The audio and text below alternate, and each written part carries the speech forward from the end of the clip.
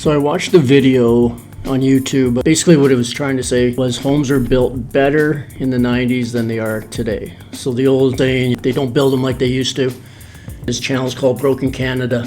Although he had a few points that I agree with, I just wanted to go through a few of the details on it. I've been in the industry for 30 years, so I've got a pretty good handle on what's going on out there. I just got some points here. I'll explain what he was saying and then I'll come back and give you my take on it. So what he was saying is the homes now are being rushed.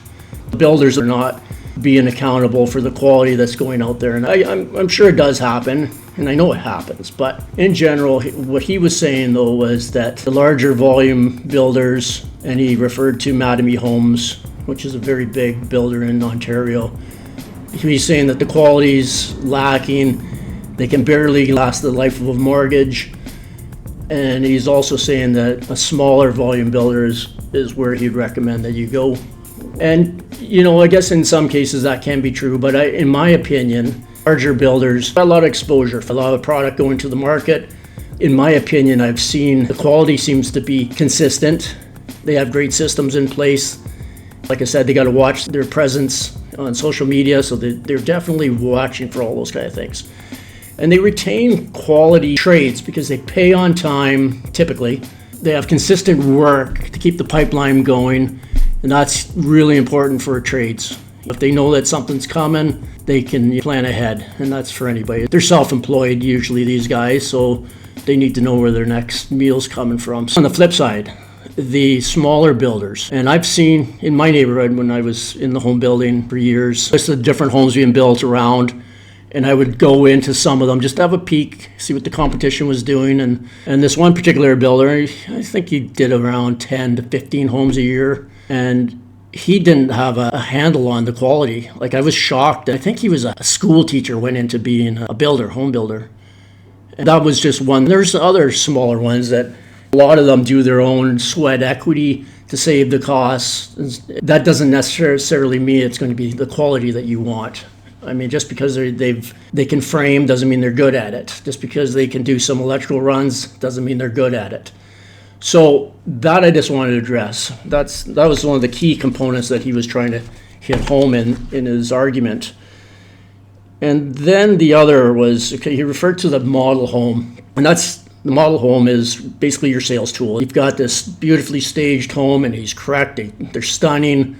But that's your sales tool. Also, what it is, it showcases your quality. And, you know, that's a lot is invested into what is sitting there. The salespeople are in there. They're proud of what their product is. And although he references that what that show home has is not necessarily what you're going to get in your build. And that is correct. He goes back to the term builder grade, which I don't agree with how he references builder grade.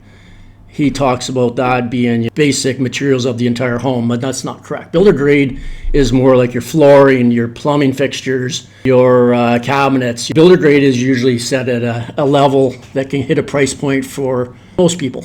And then the upgrades is where they want to get you going in that path, but that's up to you.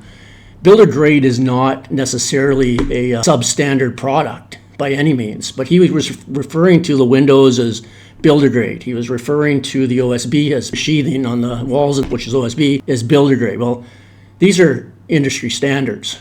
So I don't agree with those in what he was saying there. But I'll go on to the next one. He goes on to say about the key failures in the home. And that's back to what I was saying, you know, the walls being OSB, that in the 90s was the best you could buy a home. That was best built homes back then. But that's when I was really coming into the industry. My background was architecture. We worked on a lot of details, flashing details, wall details. It was a transition period in the 90s. People were just getting familiar with wall systems, a wall back in the 80s and 90s and before all that. Moisture would get inside the walls, get trapped and not find its way out. So then you get mold, rotten, all those kind of things. So with OSB introduced as a replacement for the plywood, which the plywood's a better product, the OSB is still a good product as long as it's installed properly with the proper systems in place for shedding moisture and all those kind of details. And then they are being done. That's what the building inspector's looking at, and you hope he is. But even the builder themselves and the site supers know what they're looking for. So that was a key right there. Yes, OSB is not as great of a product as plywood, but the price is better, it's easier to get, and it's the industry standard. So it is a great product. So windows was another one. He was talking about how the windows were failing a few years after you move into the home. Well, most windows out there are double pane or triple pane if you want, argon filled, low E. And that is pretty much the standard out there in North America. I mean, you can find single pane, but I don't know where. That's not common. In Mexico here right now, yes, you can definitely get single pane. But the problem with windows back in the 90s, especially, and before, was a poor install. And they did have failed units. The units don't fail like they used to. And when I say fail, you'll see moisture trapped between the panes. That's a failed unit, and that definitely happened a lot. But it's very seldom that you see that. The windows do have a good warranty, and it covers those kind of things. Because, I mean, they are manufactured, and sometimes things happen. So I want to go to the HVAC. So he was talking about that also. And the HVAC, that's your heat, ventilation, air conditioning, all those kind of things. So he was saying that the runs are ineffective, they're poorly installed. And that's just like anything in any kind of construction. If it's poorly installed, it's going to have problems. But that's, once again, where a good site super, which is builders, larger volume builders do have typically pretty good site supers. So the HVAC is something that I think was in the 90s. They didn't have the HRV system, which brings in fresh air. So back in the 90s and early on, homes were getting more airtight, which was great. Energy bills were getting less, but all of a sudden they started having mold issues, air quality, sick home syndrome, and those kind of things. And that became a big problem, especially in the 90s, because they were getting more airtight, but they didn't understand how you got to get the air circulating. The attic was another one where you're getting mold in the attic and stuff like that. I mean, there's a whole systems in place that have just evolved in building science. And that's what this guy on the video, and I'm certainly not knocking him, I just don't think he's aware. Plumbing. And this one, I definitely think he had it wrong. So he was talking about PEX plumbing, and that's the industry standard out there. What it is, it's flexible lines. They do all the runs and off the trunk. I mean, it's a system that's used throughout everywhere. I mean, it used to be a lot of copper in the early years. That had its own issues with solder. It also had little pinholes. What replaced that was the B-poly, and that was a huge problem. And that's what I think he was talking about, was B-poly and not PEX, because I would argue that one all day long. B-poly had significant failures. In fact, homes getting insurance, when an inspection's being done, they look at that right away for any insurance company. So watch out for that. That costs a lot of money. You got to rip walls out. It has to be completely replaced. And that did happen. It started being replaced in the 90s. But by the 2000 on, I don't think anybody used it at that point. But back to what I was saying, the PEX, great product as long as it has the right fittings. And I've heard that there are cheap fittings that they can use for those. I've not seen them. Typically, plumbers don't want to create issues for themselves, so I just can't see them going with the cheaper fittings. I mean, you're going to pay for it anyway in the long run, so might as well the safe route. So now, the other one that came up was the warranty problems. And there's different providers. He's talking about, in his case, Terrion, which is an Ontario builder warranty program. And yes, he's correct that the builders do pay the premiums for these, and they do. I mean, you have to qualify, though. And the problem is if you get a bunch of strikes on you with your homes, that strikes against you, and your premiums go up. They might drop you altogether. So yes, they do. Like he said, they do represent the builder, but they also protect you.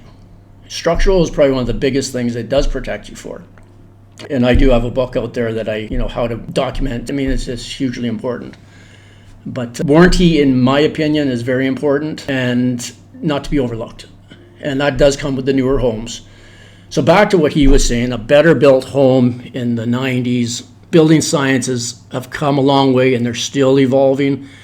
They take time to show any issues, but there's been enough time since the 90s to identify anything that can be alarming.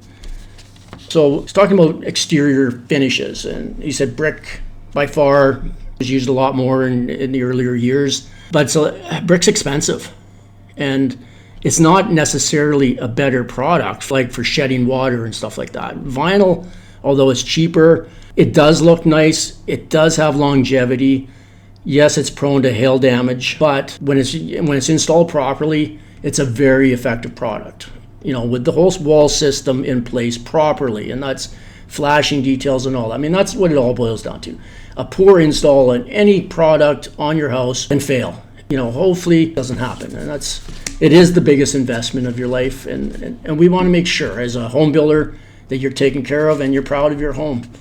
And it's funny because when this video came out, I had a few calls, people that built recently they're alarmed, you know, is it my house going to fall apart before my mortgage ends? It's like, no, it's not. I mean, do proper maintenance, keep an eye on things. I mean, you know, it's important that you do all that, but your house is built well. And I can say that for the most part, most builders build a really good home. And of course, you're going to have the ones that don't. And hopefully, you know, time will either promote you or expose you. And with social media, those kind of companies will last. The takeaways from this video, I hope. What I'm going to try to do is add the link for the other one. But like I said, his channel is Broken Canada. He does a bunch of different stuff, not just on home building, various topics. But I hope this helps anybody that's watched it. You can reach out to me if you have issues, and people do, and I can help. I've seen a lot. I've been in the industry a long time, and you can find me at scottgrosel.com.